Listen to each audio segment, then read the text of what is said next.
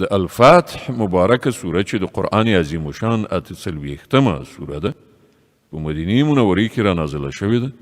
29 مبارک آیاتونه لري. تلاوت او پښتو ترجمه یې له 18 آیات څخه اورئ. اعوذ بالله من الشیطان الرجیم. پناه وړم الله تعالی شړل شوي شیطان څخه. بسم الله الرحمن الرحیم. د الله په نوم چې ډیر زیات مهربان پورا رحم لرونکی دی. ليس على الأعمى حرج ولا على الأعرج حرج ولا على المريض حرج ومن يطع الله ورسوله يدخله جنات تجري من تحتها الأنهار ومن يتولى يعذبه عذابا أليما. کوړوند ګوډ او ناروغ جهات لاړ نشي نو څه باک نشته. څوک چې د الله او د هغه د پیغمبر اطاعت وکړي الله به هغه په هغو جنتونو کې ننباسي چې تر هغې لاندې به ویالې بهیږي او څوک چې مخ واړوي هغه ته به دردناکه سزا ورکړي. لقد رضي الله عن المؤمنين إذ يبايعونك تحت الشجرة فعلم ما في قلوبهم فأنزل السكينة عليهم وأثابهم فتحا قريبا ومغانم كثيرة يأخذونها وكان الله عزيزا حكيما. الله له مؤمنانو څخه خوشاله شو کله چې هغوی له ونې لاندې له تا سره بیعت کو. د هغو د زړونو حال هغه ته معلوم. له دې امله یې پر هغو ډاډیانه نازله کړه. هغو ته په انعام کې فتح ورکړه او د ولجې ډیر څه مالونه یې ورکړل چې هغوی به ډیر ژر ترلاسه کړي. الله برلاسه او د حکمت خاوند دی. وعدكم الله مغانم كثيرة تأخذونها فعجل لكم هذه وكف أيدي الناس عنكم ولتكون آية للمؤمنين ويهديكم صراطا مستقيما وأخرى لم تقدروا عليها قد أحاط الله بها وكان الله على كل شيء قديرا. الله له تاسې سره د ولجې د خورا ډیرو مالونو وعده کوي چې تاسې به هغه ترلاسه کړئ. په سمدستي ډول خو دغه فتح هغه تاسې ته درکړه او ستاسې پر خلاف د خلکو لاسونه له راپورته کېدلو څخه منع کړل تر څو چې دا د مؤمنانو لپاره یوه نښانه شي او الله تاسې ته د سمې لارې هدایت درکړی. په دې سربیره هغه له تاسې سره د نورو داسې ولجو هم وعده کوي چې پر هغه باندې تر اوسه پورې تاسې نه یې قادر شوي او الله هغه ایثار کړي دي.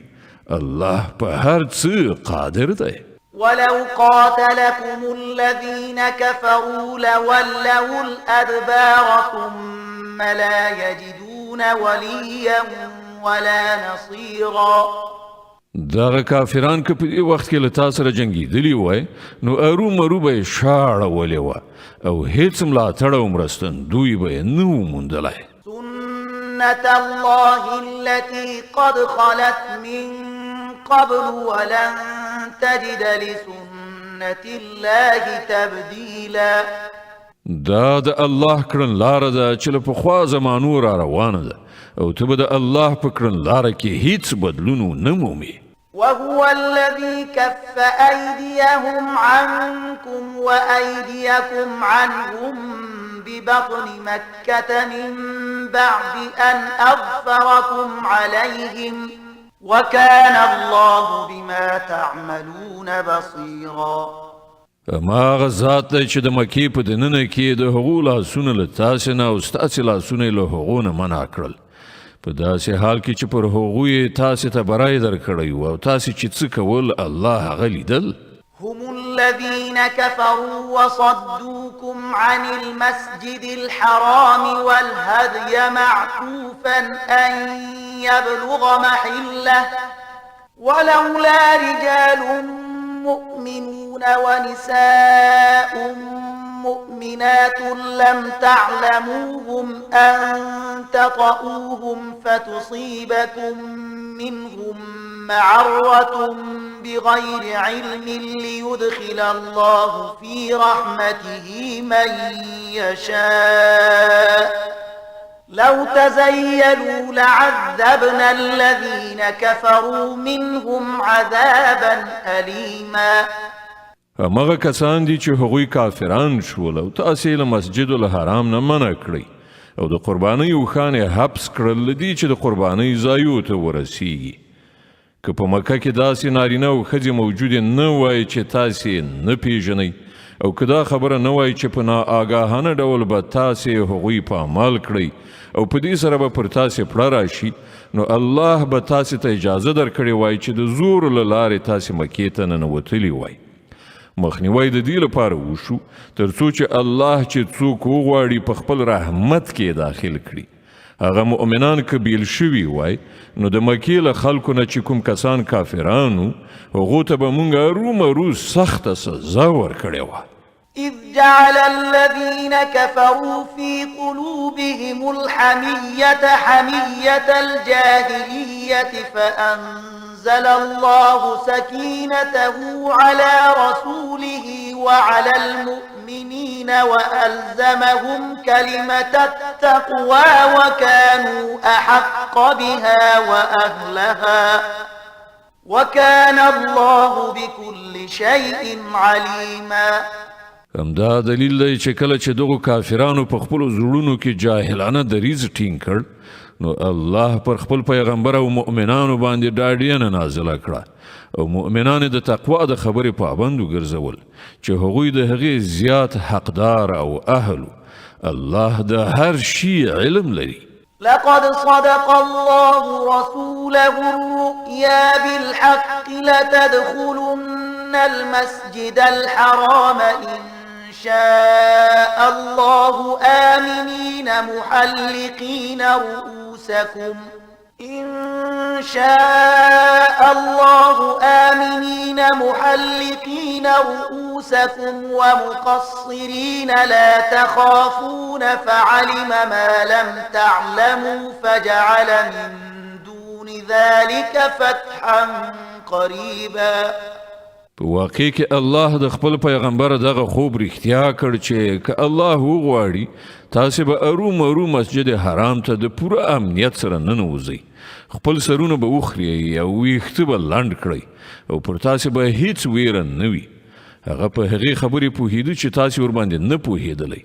له دې امله هغه د خوب پوره کېدو نه مخکې تاسې ته دغه نږدې فتحه در په برخه کړه. هو الذي أرسل رسوله بالهدى ودين الحق ليظهره على الدين كله وكفى بالله شهيدا. ما غد الله ذات دی چې خپل پیغمبر له هدایت او حق دین سره لېږلی دی تر څو چې هغه پر ټولو ادیانو باندې غالب کړي او په دې حقیقت باندې د الله شاهدي کافي ده. محمد رسول الله والذين معه أشداء على الكفار رحماء بينهم تراهم ركعا سجدا يبتغون فضلا من